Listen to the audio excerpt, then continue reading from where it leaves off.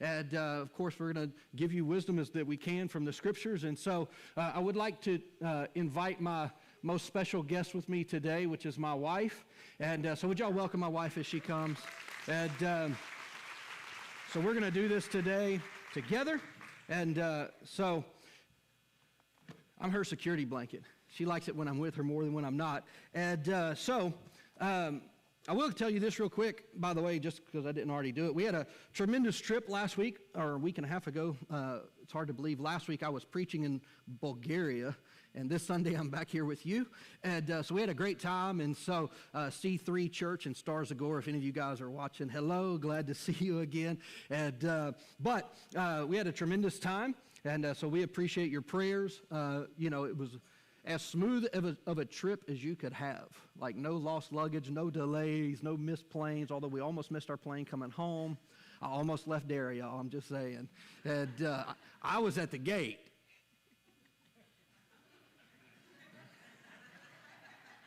I told security she was on her way, but, I was like, look, if they tell me we got to go, that's not it. So this is a funny thing. On the reverse of that, one time we were in Brazil, this was a number of years ago, and she never gets stopped. She's too pretty. They're like, oh, yes, please go through. They see me, and they're like, yeah, you're suspect. Get over here. And they pull you aside. And so we were in Brazil. We were actually coming back home. And so she goes, gets on the plane, didn't think twice about me. She's probably getting cozy, getting everything situated. And I'm still out there in security. And, yeah, you got a microphone, too. You can speak up. And, she can talk back this week. And so I got to be careful what I say. And but anyhow, so I was sitting out there by myself for like 30 minutes. No one would talk to me, and I'm getting more and more agitated. And I'm like, look, if you're not going to let me on this plane, you need to go get my wife off of that plane. And so eventually, I got really annoyed. I know none of y'all never do because y'all are way more godly than me. And my flesh was rising up. And finally, this gentleman came up, and he said, okay, you can board the plane. They never gave me an explanation, and I made it home anyway. So, yeah. I was going to get off. I was. No, she wasn't. I told him. She was not. I told him if he doesn't come, I want out. It's debatable. It's debatable. So, hey, I do want to say a huge thank you to Pastor Sean. Did a just tremendous job last week sharing with you and communicating. And so, man, we are very, very, very blessed that God has put people around us, that it doesn't depend on just 2 or 3 or 4 or 5 people, is that we have a tremendous church that are full of gifts and full of people. And we are so privileged and proud that we get to be a part of what God is doing through the church. And so I just wanted to commend him, and I appreciate it. Look, I didn't have to think twice about the message. I did watch it live partly. It was 4 o'clock in the afternoon. Is that right? 4 or 5 o'clock in the afternoon? I think it was 5. Because I didn't think I was going to get to watch any of it. I got to watch about the first 30 minutes of the message, and then I had to watch the rest of it later because we were on a plane. But anyhow, so we're going to go ahead and jump into some questions this morning. And as I said, you can scan that code up there, and then me and Dara, either one, will answer depending on the content. And we both may speak to it. So anyhow, there we go. So let me get situated here. So I'll read this first question, and then as you send questions in, I'll find out about them and all that good stuff. So I'm going to start off with not an easy one per se, but it's one that we can jump in with. And so the question came in that said this is, what are some practical steps that men can take to spiritually lead their family? And I think most men, if most of us are honest, probably struggle with this a little bit, because I don't think we ever feel like we're just hitting it 100% of the time. And the truth is that we're not going to. We're going to mess up. But there are some things that I believe that we can do that help us as men to lead. Number one, I would encourage you with this is there's a grace on your life to lead. Whether it's as a husband, whether it's as a father, I believe that God gives grace to us as men to be, because the Bible says is that we are the head of the home, and it doesn't mean that we dominate or that we intimidate. If we're doing that, we're acting like Satan, not our Father in heaven. And so we lead from strength, but I think some practical tips with this is, and I'll give some context to it, is I believe that we lead by example, first and foremost. I think the most detrimental thing that we can do as men is to be a hypocrite. It doesn't mean, again, we're not going to be perfect. We're all hypocrites at some level in some area of our life. And so, but we want to be authentic as men, and we want to lead well.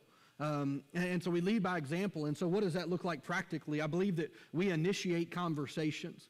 We don't wait till our wife has asked us 15 times before we're like, okay, fine, let's talk. I think we initiate the conversations. We initiate conversations with our kids. We pray first. Like, we ought to be the ones to pray. Like, I'm not going to say we do it every night. One of us does, but most every night, I will go in my kids' rooms and I will pray over them every night that I can. And that's most nights. And part of that is I want them to hear and see me initiate. My daughter barely lets me get out of the room and close the door before she's like, you ain't prayed for me yet. You got to come back. And so I think there's things like that. I think that there are, even when your kids ask you questions, or your spouse even for that matter, don't just tell them don't just give your opinion. Give what the Bible says. Like, say, well, and you may not have an answer in the moment. You're like, well, what do I do then? Go Google it. Like, Google is your friend in this instant. What does the Bible say about this and this? And then go read a couple scriptures. Then go back to your kids and be like, well, hey, this is what I found in the scriptures. And you're teaching them, you're modeling for them. And by the way, you get to learn in the process too, because now you're having to go learn from the scriptures. And so those are some practical things. Another thing is just to be real and apologize. When you blow it, you need to own it, like to your kids, especially for you men that have boys. Like, you need to model what strength looks like. And strength is not, I'm too big to cry and I'm too big to apologize. Strength is, I'm big enough to apologize and I'm man enough to say I messed up.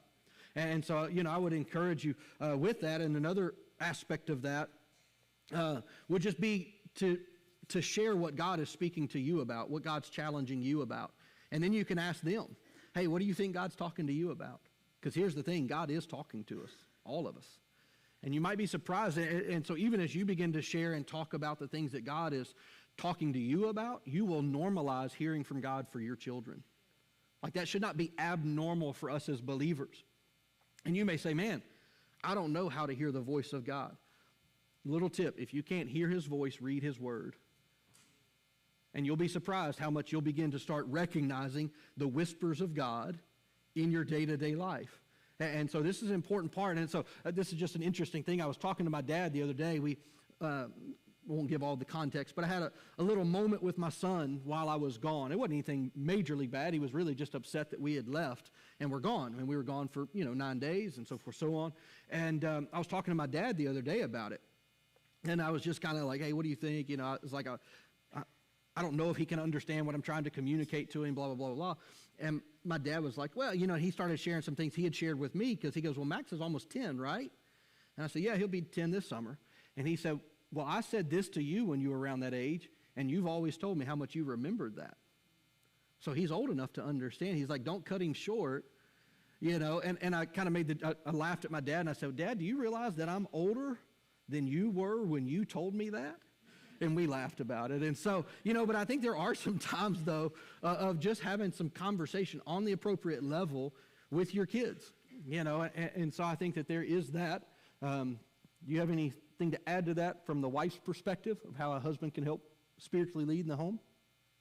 I mean, it's just as far as on the wife's side of it, or? Well, just if you were talking to me and said, hey, if you did A, B, or C, like, what would be helpful? Like, from your perspective as a wife, what could men do to help in the home?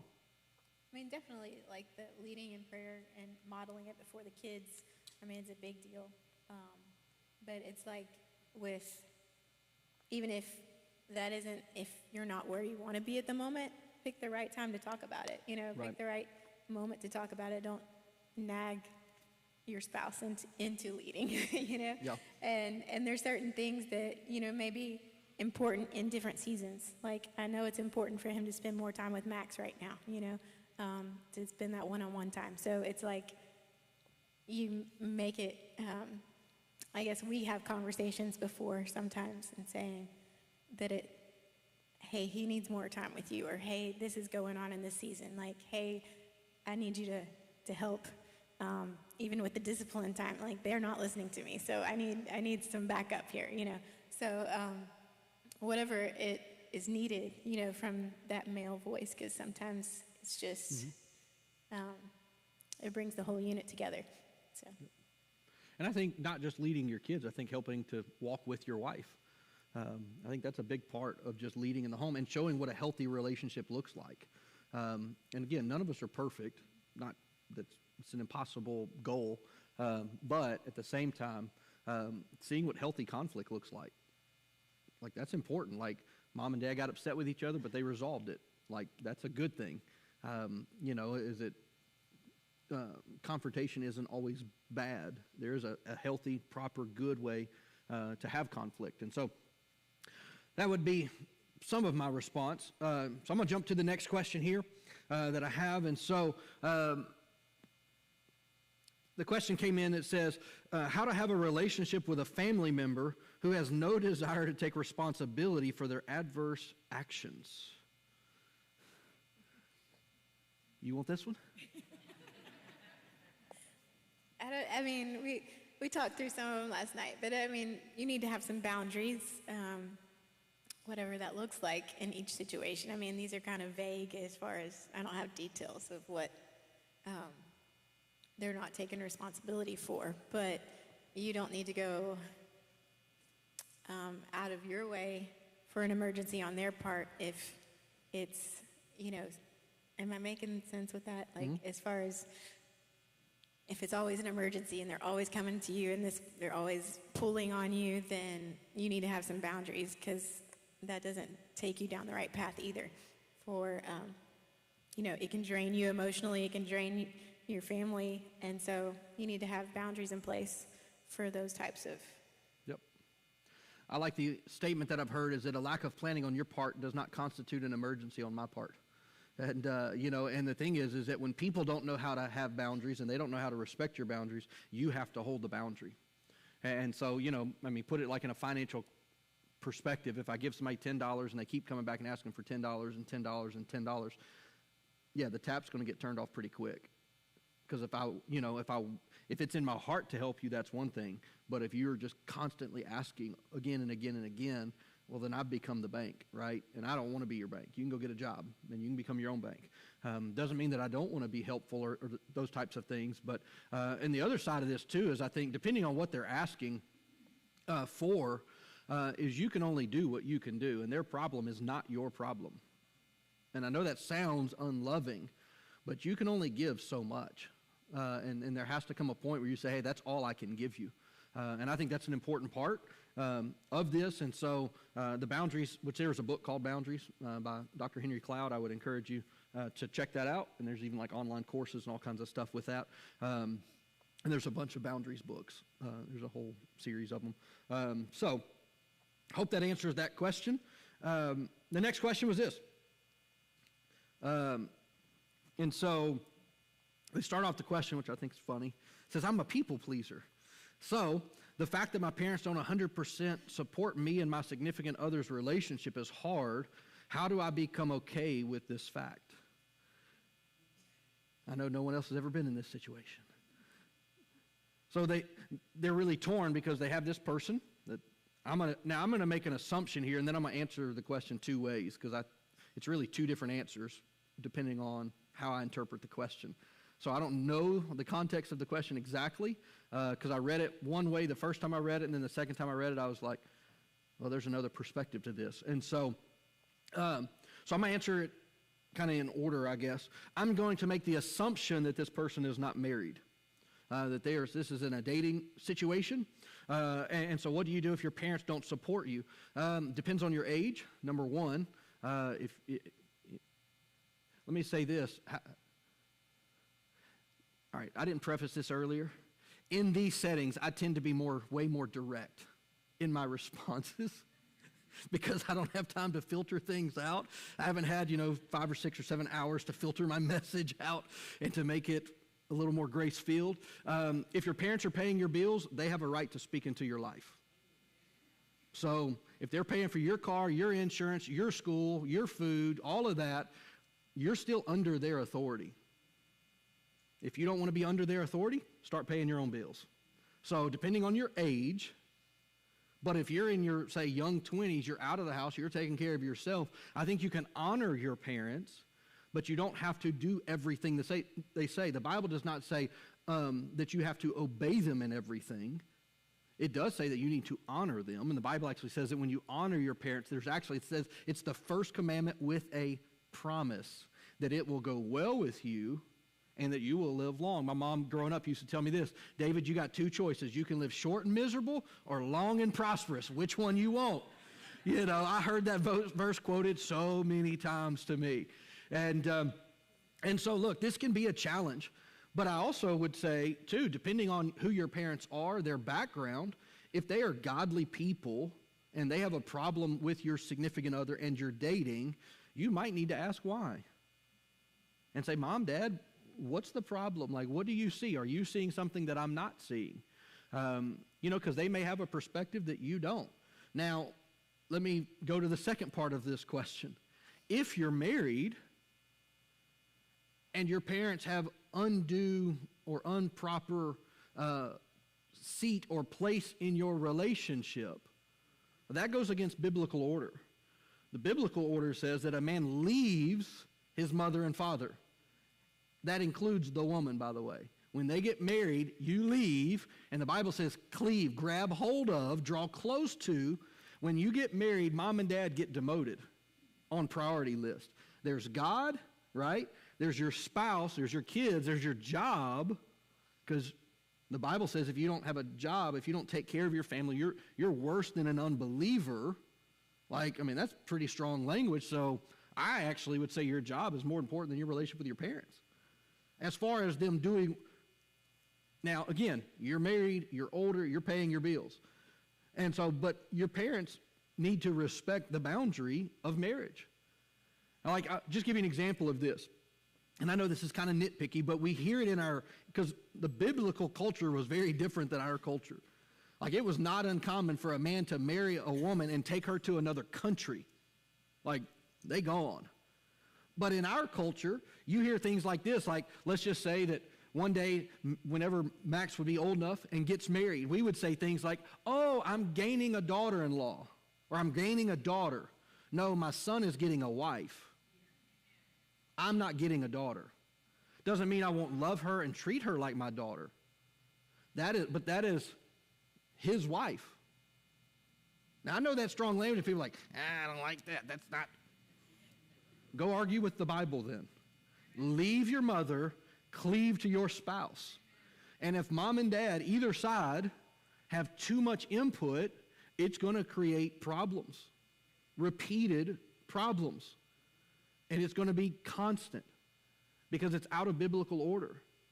And so depending on how this question could be, and I know that may seem like pretty strong, but maybe not, but maybe it does feel that way a little bit. And if you are a parent and your kids are grown, let them make their mistakes. Don't be their safety net forever. Pain is a wonderful teacher to a fool. Let me go on. Do we need to lighten the mood a little? Here comes some grace. Here we go.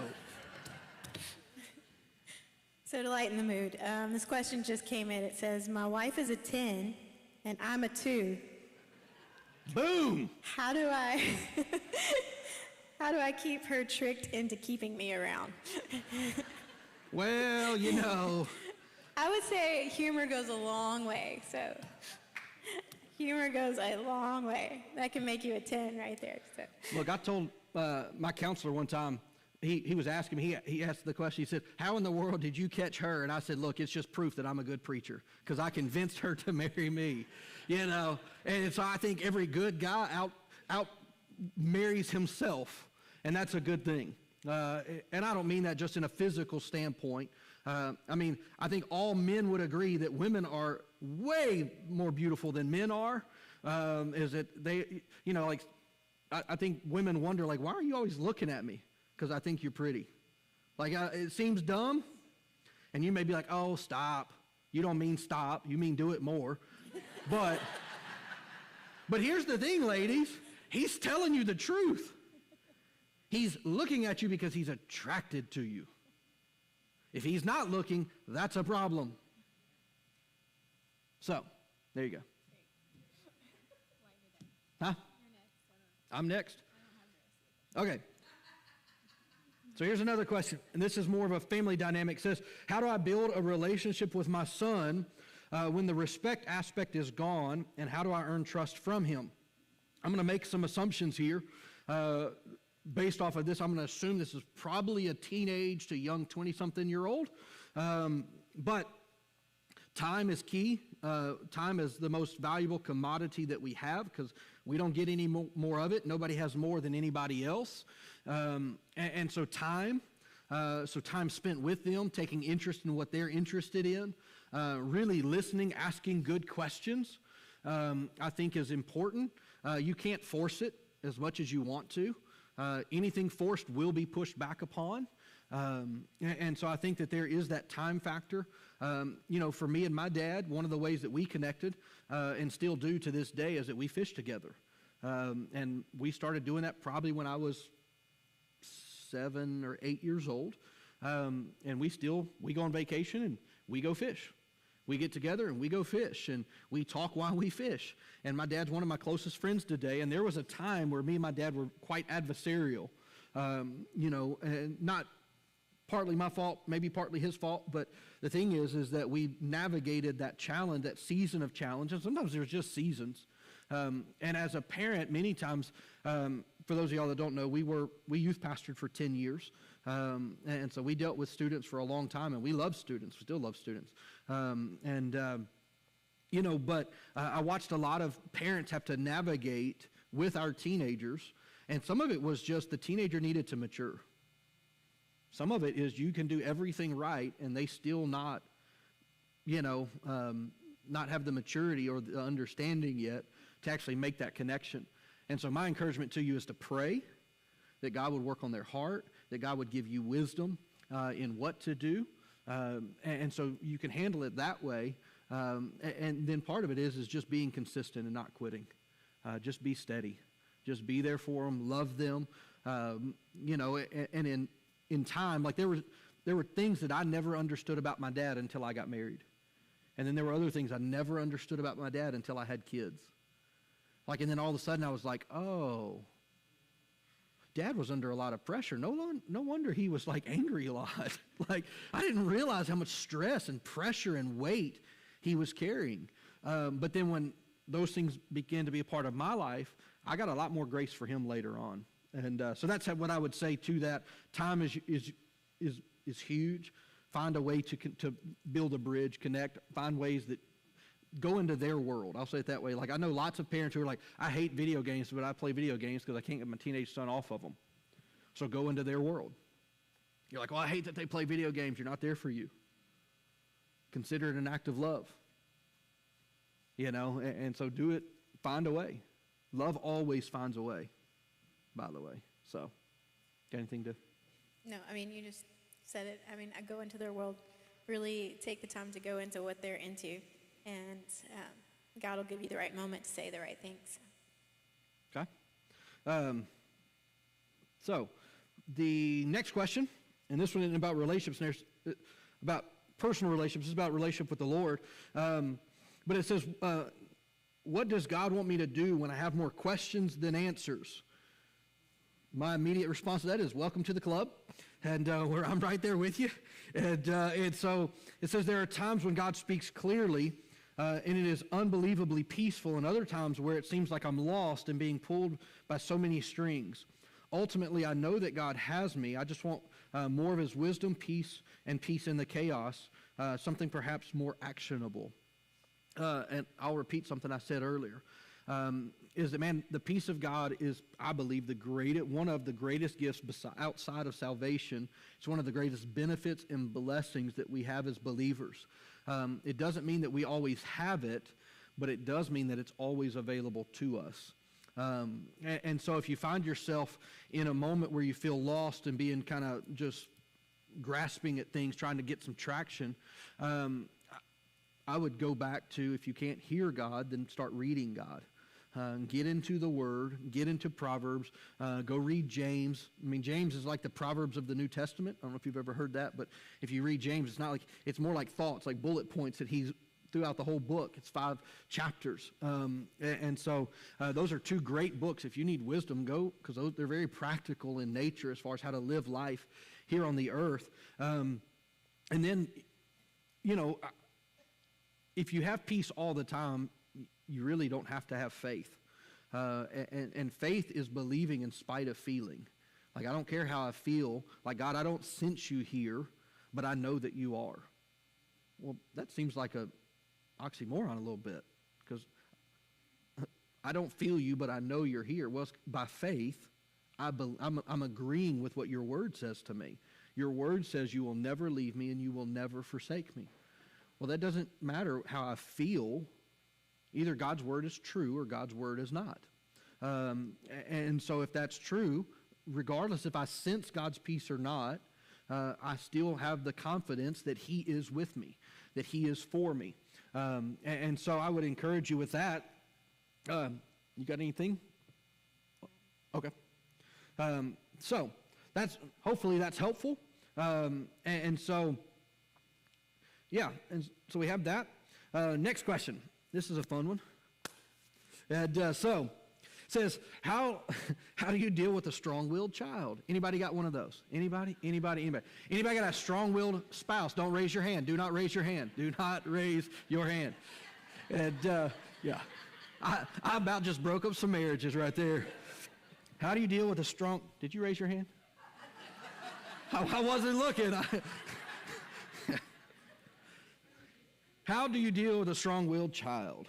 It says, one who constantly allows little things to bother them so much that it ruins their day, or it makes them mean to others. It says they are loving, but they have an opinion, and it is very strong. One good or bad. Go ahead, Dara. You're like expert level at this probably by now. Am I? I don't feel like it. I pray a lot. No, I think that, exactly, you do have to pray a lot, yes. But you have to get down on their level in that moment. Mine's younger, so I don't know if this child is younger or older. So in those chaotic moments where they're just, I kind of grab them closer and get in their face and down on the level, and I'm like, okay, we can work through this. What is really going on? I don't think it's that your socks are, crumpled up under your, I don't think that's really the problem. We're upset about something else, and so you're upset about this or this that happened, and usually that's what it is. They're upset about something else, but they don't know how to voice what's going on. And it's worked time and time again to just get in the moment with them and just get, I guess, asking, what's really going on? How are you feeling? What can I do to help? And working them through it, because they're going to have to regulate those emotions, as they get older. And they have to learn to calm themselves down and not say the wrong thing. And so right now you're just coaching them through it, and you have to be consistent and consistent and consistent and consistent, right? Yep, absolutely. Because we do it with each other too. Sure. We need a filter. Me and Dara, our personalities, like if you've ever heard of it, this is actually a neat little thing you can do. There's a personality profile. It's probably my favorite one personally, just because I understand it the most. She likes the Enneagram test. I like the one called Strength Finders. And so Strength Finders gives you, there's 34 strengths, blah, blah, blah. You can go online, you can sign up for it, and you can go take a test. It's loosely based. There is some of the DISC profile that's incorporated with Strength Finders. But like my number one strength is belief. Like number one, which means I do not change my mind quickly. Once I have determined something, I'm very headstrong. Dara's number 2 is belief, which means she is headstrong and determined.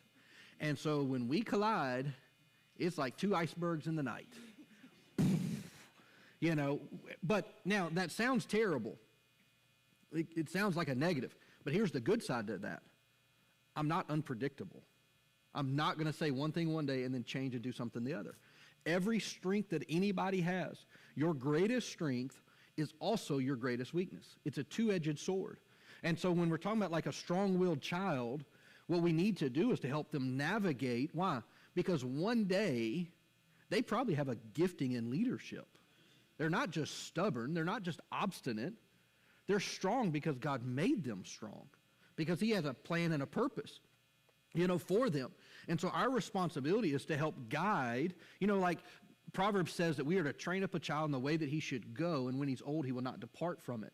But it also tells us that we're to train them in line of their particular bent. In other words, they are bent a certain way in a certain direction, and our responsibility is to figure out, hey, how has God wired you, and how can I help you navigate into you discovering who God has created you to be? Because, look, I'm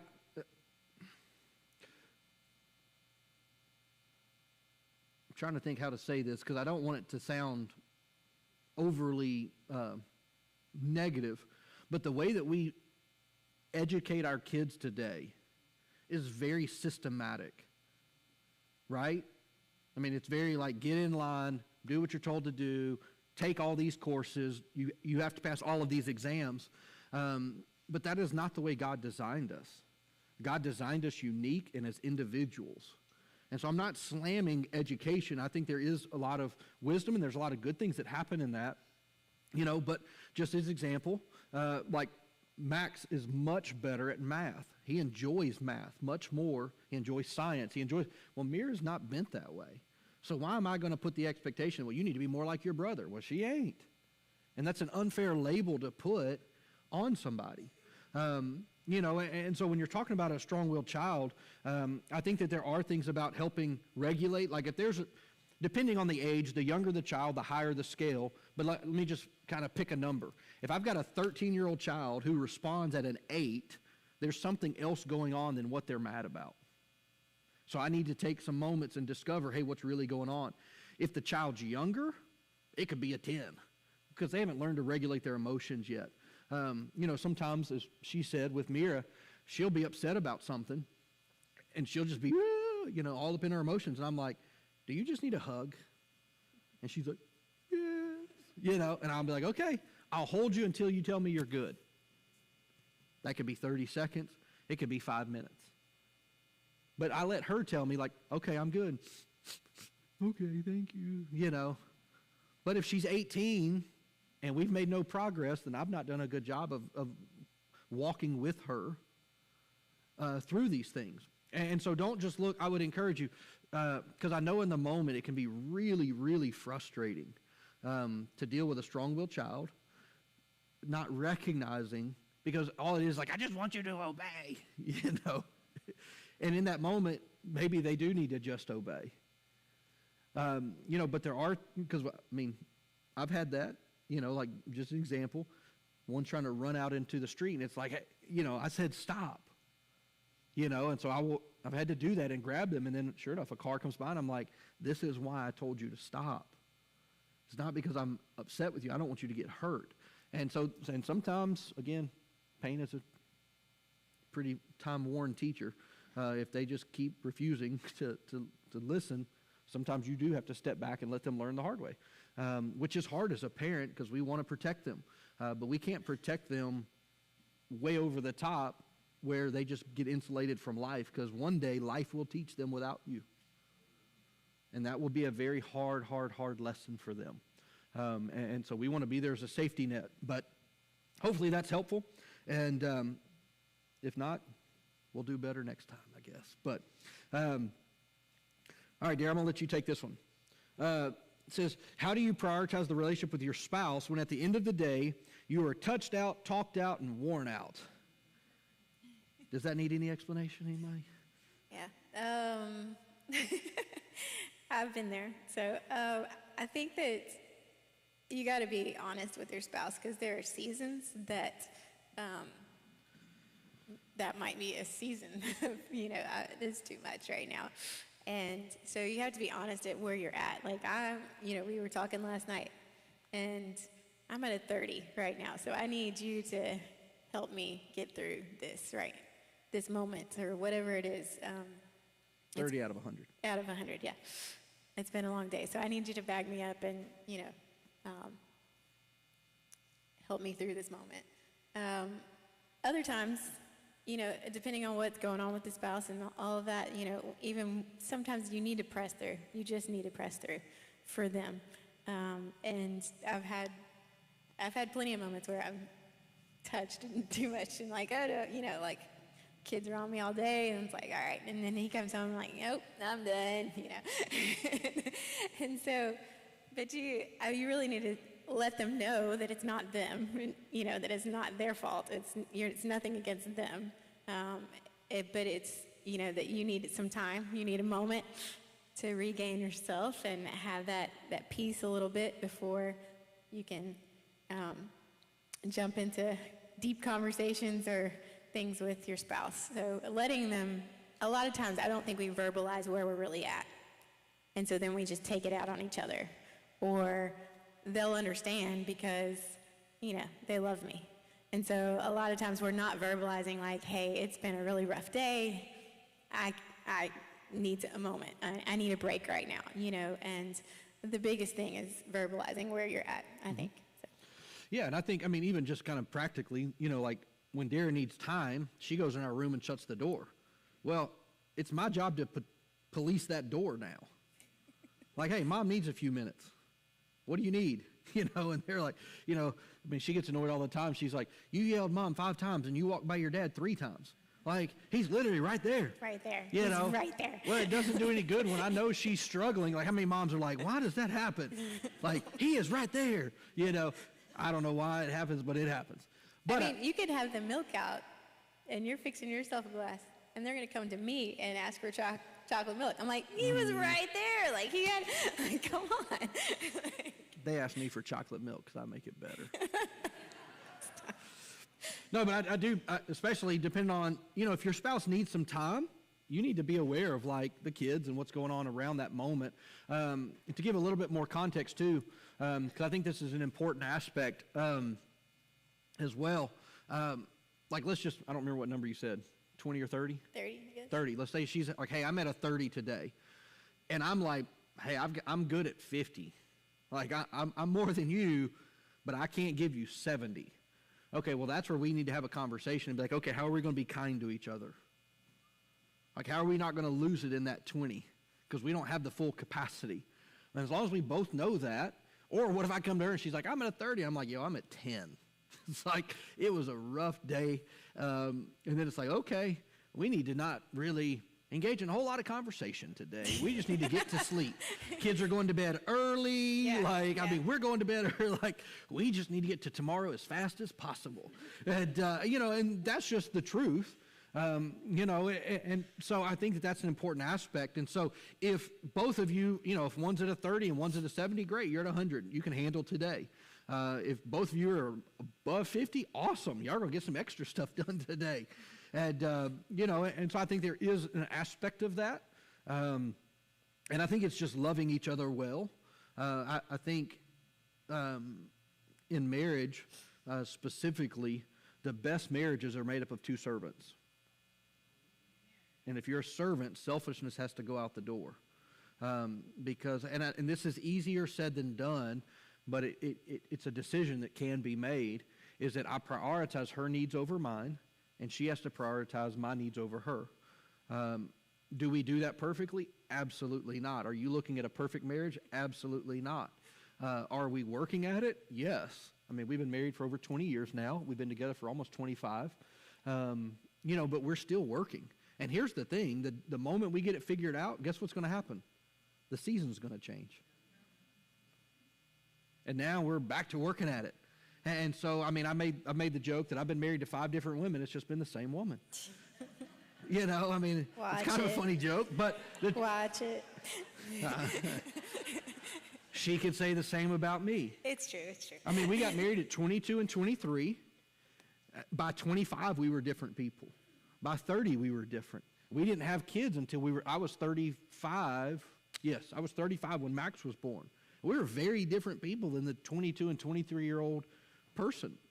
And so I think that there's an aspect of that, and this will be true for the rest of our life.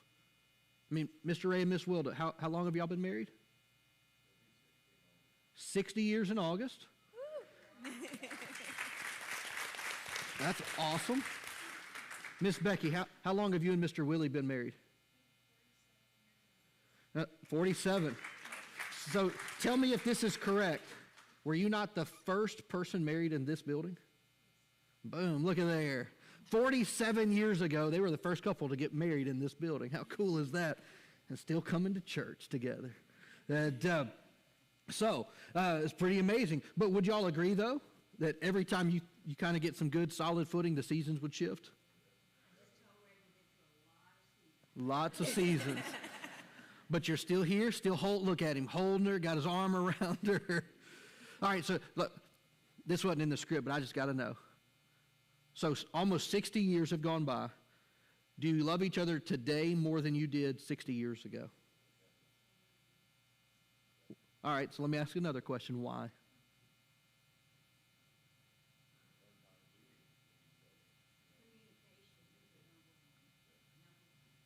Communication, how to deal with each other.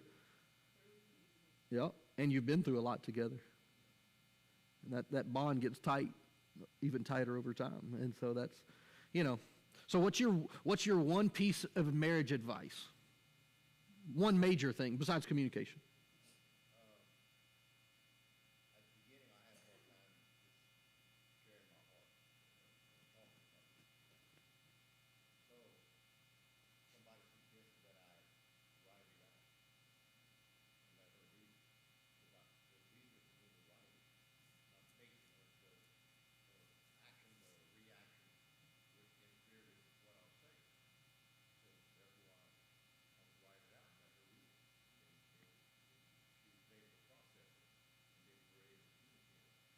Yep. No, we do that because I know this is going to be a shocker. Dara starts talking and I interrupt. Because I'm, shocker. That's why me and Miss Wilda have a bond, We cut from the same cloth. But no, and so she has to write things out. Now, I will say this as well, because I think what Mr. Ray just said is a very important part. Ladies, when you ask your husband what he's thinking or what he's feeling and he says, I don't know, he really doesn't know. Like, I'm just telling you, more than likely, men, how many of you would say that's true? I don't really know what I'm feeling. And so when we say that, that's the truth. Now, men, my encouragement is you need to do a little exploration and figure out what is going on and then come back to your wife and say, hey, you asked me the other day what was wrong and I told you I didn't know. Well, I've been thinking about it. Because it shows effort on your part, and that means a lot to her. It really does. It speaks volumes. In other words, she matters enough that you did the hard work of going internally, not to fix yourself, but to figure out what's going on. And that just, it provides a really, really strong bond there between you and your spouse. And so, so you got to protect your time. You can call it a timeout, you can call it whatever you want. But I think that there definitely are things. So, anyhow, let's move on. We're doing pretty good so far. You got one? I haven't even looked at my phone to see the questions coming in live, so. Well, I will now. There's two questions, but they're similar, so I guess we can answer them together. How can I help my husband transition into his new role as a stepfather through faith? And then the other question is tips for how to have a positive and faith-based co-parenting relationship while going through or after divorce. Hey, Leonard, will you come up here? Come here. He's like, what? This is totally unscripted. He's like, it's okay. If I had to guess, we're about to get a story, but we're going to find out. I love Mr. Leonard, by the way. We've got some great people in our church. Did you hear the question? All right, Dan, repeat the question for Mr. Leonard. I'm going to let you answer this question if you're okay. I know you're okay with it. He's a wise man. How can I help my husband transition into a new role as a stepfather through faith? And tips for having a positive, faith-based, co-parenting relationship while going through or after divorce. Wow. don't know if I need this. I gave you the softball question. I think I need Elgina up here, you know. I'm telling you. Come on, Miss Elgina. I hope you don't have any plans for lunch. Just telling you. You might want to change them. Call the restaurant. Call it off.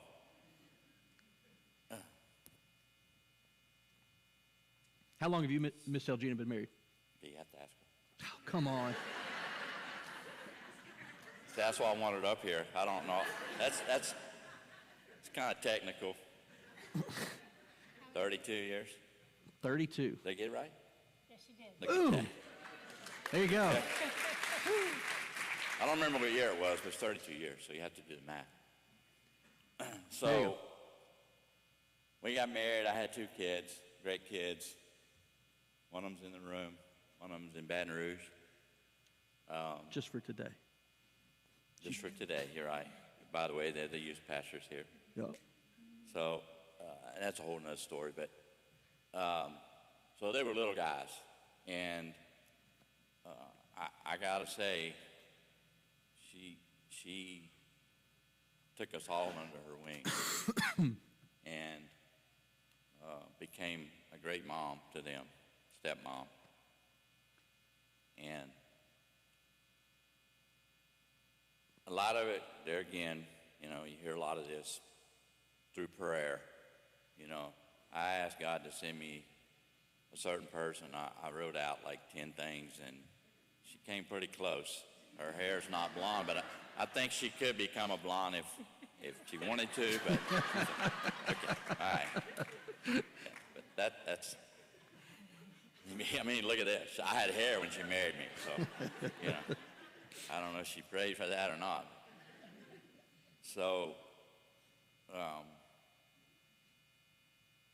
she listened and to my heart, and I think God already prepared her for where we were going. And then we have a daughter of our own, and but they're all our kids. I mean, she'll tell you, it's like she raised, I mean, their mother did a great job. Don't get me wrong, but we're talking step parents here, so she can probably answer that maybe a little better than me because she's the stepmom, I'm the dad. But we did it together and still doing it together. And now we have the grandkids, which she's like awesome with. I'm on learning big time because I want to be the, you know, I want to be the grandpa that they just come to, but the real part of me says, take care of that. You know, we can bring you out behind the barn and take care of that. Your little boys. No. You know, so, but she stepped in and says, oh, wait a minute. You know, give them some grace. Give them some space. You know, love on them. What's the thing you do? You misdirect, redirect. So I try not to misdirect. she's the champion of it. Yep. Champion of it. I mean, she's been redirecting me since we met. So, Yep. but maybe you can shed a little light on what being a step mom is, and maybe answer the question. There's always a learning curve, and there's a lot of prayer and really understanding what God is asking as well as this relationship is really important. And I won't say that I've got it right every time. The kids will tell you that. But one of the things that I found, and I'm finding again even in grandchildren, is number one, when he had established a relationship with his children, that's important to not override that. And the relationship between him and his ex-spouse and their mother was very important for me to sort of step back off times. And he and I may have some conversation, but there's times when I would step back and let him lead in all of that. Can't always do it that way. Was it always right for us? It worked most of the time. As we look at grandkids, we're dealing with some of that, and we've walked through some season just those seasons, we love them, that God has really graced us with, a new grace in working with those grandkids and what do they need and who do they need to be with and how do you co-grandparent now in a good way that helps the children, your grandchildren as well as your children. And so we had some understanding, but it was between us, and I let him lead in that with the established relationships. Yeah, Very good. just had to walk through it. That's all. Landon, would you add anything to that? Good job. If you don't know that, that's Leonard's son, who's also on our worship team. And so, thank you guys so much. That's Okay. awesome. I was going to ask you if you had any other questions. Hold on here. Leonard has all the best stories. Let me...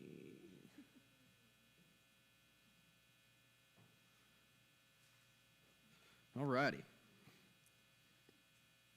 I didn't prep anybody, so when I'm calling on these people, they have no idea. So it's a little fun, actually. All right. So next question here that I had was, how do you communicate with a spouse that doesn't know how or doesn't want to communicate without being a nag, or vice versa? How does that other person respond to the one trying to communicate to them that is being nagged? So, how do you communicate with somebody who doesn't want to communicate? Is that what y'all understand the question to be? Okay. You want me to take it? I guess. Huh? A man wrote that. Well, I don't know.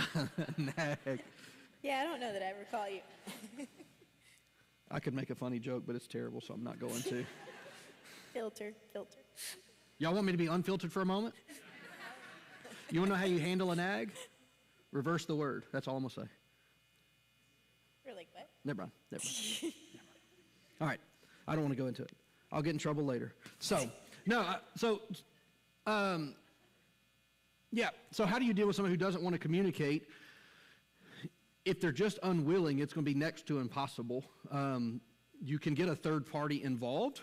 So you could say it, I'd say it like this, is you could attempt to see if they would be willing to sit down with a counselor of somebody, to see if a counselor can help you navigate that. But even a counselor, if they're not willing to be open, you're kind of wasting your time and your money, honestly. You as the individual could go see a counselor and get some wisdom on how to navigate that. But there's probably a reason that the person is so closed off. And so I would, unfortunately, it's a very tough spot to be in. And it also depends on what we're talking about as far as what they're not communicating about. Not everything gets equal weight. Some things are kind of non-negotiables, if you will. Like, hey, we're going to have to talk about certain aspects of life. Some things, they're not as important. Not everything gets the same weight. And so you have to be, like I would say it this way, just a phrase I've used a lot, is that you have to choose what hills you're willing to die on. Because there's some things I'm not willing to say, yeah, I'm willing to just sacrifice everything for this moment. Because it's just not that important. It doesn't mean it's not important. The other side of this coin, and I think I can't remember if I said this in week 1 or not of this series, is, so if you're the one who doesn't want to communicate, so I'll kind of flip the role here, is just because it doesn't matter to you, if it matters to your spouse, then it should matter to you. It doesn't mean it has to have the same degree, weight, whatever, but if it matters to her and I don't want to talk about it, well, I'm just being a jerk if I'm just telling her I don't want to talk about that. Because what's going to happen when there's something I want to talk about and she don't want to talk about it? I've sown the seed of kind of being combative, so I can't be mad at her when she does it back to me. If she wants to talk about the kids, I'm like, I want to talk about them kids. I'm over them kids. And then I'm like, we need to talk about the budget. We need to talk about the money. Why'd you do this? And she goes, I don't want to talk about that. Well, no, we're going to talk about what I want to talk about. Like, you see what I'm saying? I mean, it's like, it's an unfair expectation that I'm going to behave in a way that I'm not allowing her to behave. So if I want her to communicate or if she wants me to communicate, then we got to find some common ground. And again, it's communication.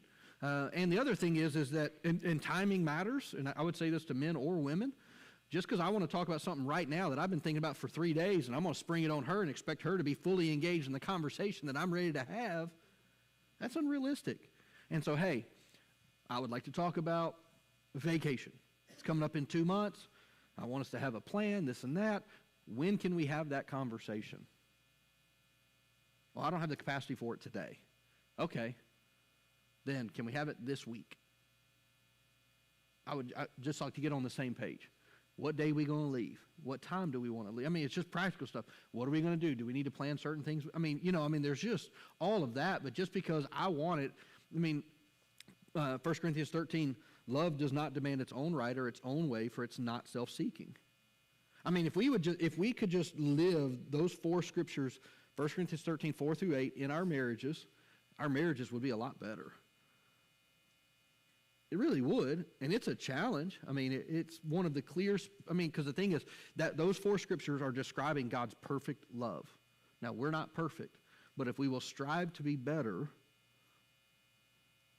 and to really allow the Holy Spirit to help us to walk that out, it will make our relationships better.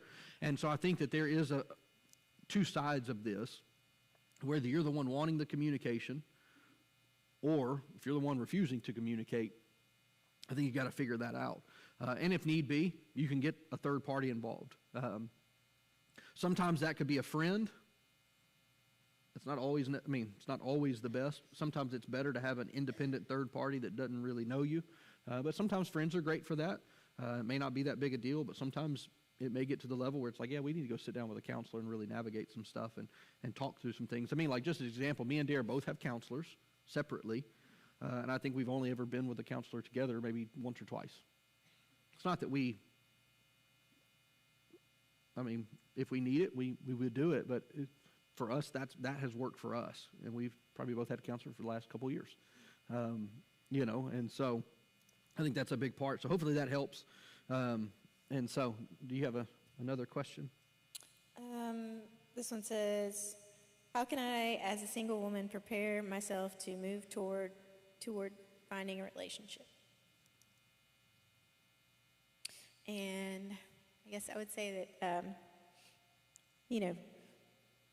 stay in the Word and pray a lot, but also, you've got to put yourself out there. You've got to be confident in some aspects. So if that's online or for whatever, I don't know how to, it's been a long time since I've,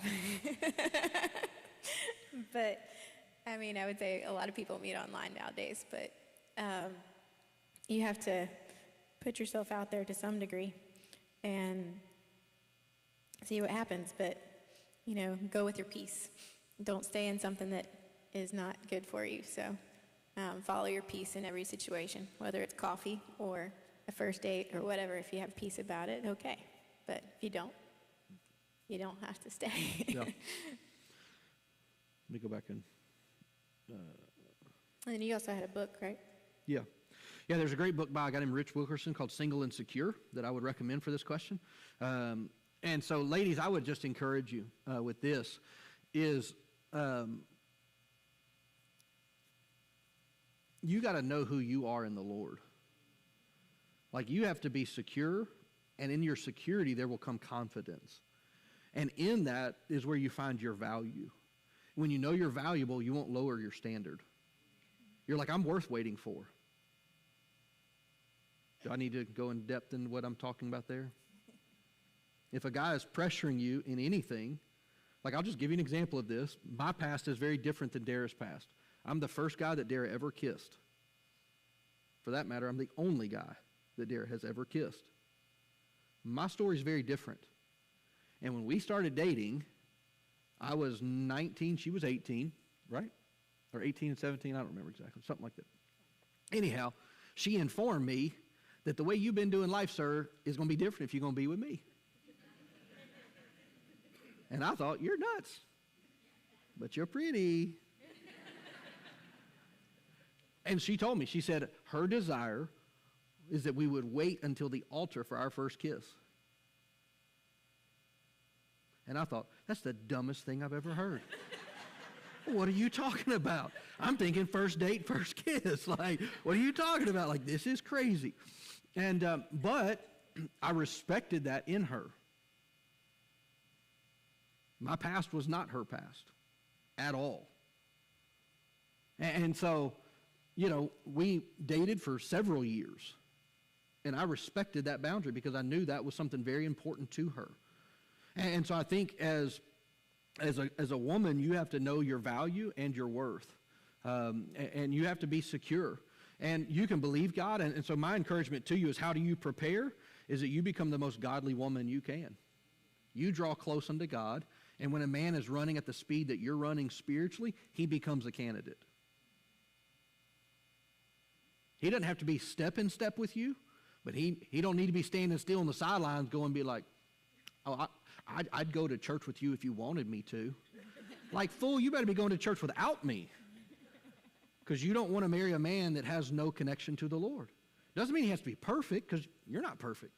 But I think that in your preparation and saying, God, I have a desire to have a spouse, how do I prepare myself? Draw close to the Lord. I think that would be mine. And then, you know, there's resources, but I would recommend the Single and Secure book. That's a great resource. So, do we have any other questions?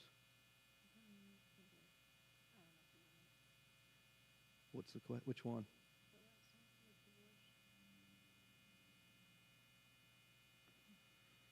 I'm just going to read it live, and then I'm going to answer it. So I don't know what the question is, but here we go. See, I love this environment, by the way. Her, not so much. I love the live. When I was youth pastoring, they would put it on the screens, and everybody read it with me live. And so I was just, I don't know, maybe I'm crazy, but I loved it. And so anyhow, so here's a question that came in today. It says, with divorce being so rampant, oftentimes the church preaches that there's no separation. The church doesn't always clarify when it might be permissible to separate to help guard those who are the victims of unhealthy relationships. This can leave people that are victims also in shame if they decide to separate. Can you clarify when separation might be permissible versus when it is not? So I was actually on a phone call Friday with a couple, nobody in our church, but somebody else, somebody that I know, and they were asking me almost this pretty similar question. And so the biblical guidelines for divorce are pretty clear in the language in which they say it, which is basically unfaithfulness. Now, when you dig, so that's what it says on the surface. When you dig into the language, there are some other qualifiers. Like, let me just be real, like, kind of direct about it. You're not obligated to somebody who abuses you mentally, emotionally, or mentally. That is a violation of covenant. And so if somebody is abusing you in any manner, that's a biblical reason for divorce. Here's another one that most people don't think about. Abandonment. Physically, emotionally, mentally. You're not obligated to stay with somebody who is completely shut down. They can be in the house, but they are not present. That is abandonment. That is biblical grounds for divorce. Now, we can argue all of these little things about it. Let's argue. I would welcome the conversation. But I'm telling you, as I've studied, as I've learned, as I've researched these things, this is what I can see from the scriptures. Now, the Bible's very clear. God hates divorce. I mean, that is a scripture. It is not God's plan.